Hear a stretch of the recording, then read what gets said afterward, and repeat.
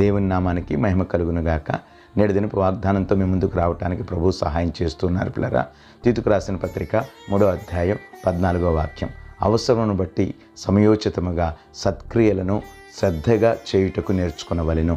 ప్రియ దేవుని బిడ్డలారా, గమనించండి, దేవుని పిల్లలమైనటువంటి మన యొక్క విశ్వాసపు జీవితంలో దేవుని బిడ్డలారా, దేవుని నామ మహిమార్థమై మనము మంచి క్రియలను చేయటానికి ఎల్లప్పుడూ కూడా సిద్ధంగా ఉండాలి. అవసరాన్ని బట్టి, సమయాన్ని బట్టి నిశ్చయముగా ప్రియ దేవుని బిడ్డలారా, మనము దేవుని నామాన్ని మహింపరిచే వారంగా ఉండాలని ప్రభువు పేరిట మీకు మనవి చేశాను. అన్య జనాంగం మధ్య ఉన్నప్పటికీ, దేవుని నామాన్ని అవమానపరిచేటువంటి వారి మధ్య మనం ఉన్నప్పటికీ దేవుని బిడ్డలారా, దేవుని యొక్క నామాన్ని బట్టి, ఆయన యొక్క కృపను బట్టి మంచి కార్యాలతో, క్రియలతో, ప్రేమ, ఆప్యాయత, మరి ముఖ్యంగా పిల్లల ఆదరణ, ఇటువంటి ఏ క్రియలతో మనం అనేకులను ఆకర్షించే వారంగా, సత్క్రియలను ఓపికతో చేసేవారంగా మన విశ్వాస జీవితాన్ని కొనసాగించాలని ప్రభుపేట మీకు మనవి చేస్తున్నాను. అట్టి కృప దేవుడు మనకు అనుగ్రహించి ఆ రీతిగా మనం నడిపించును గాక.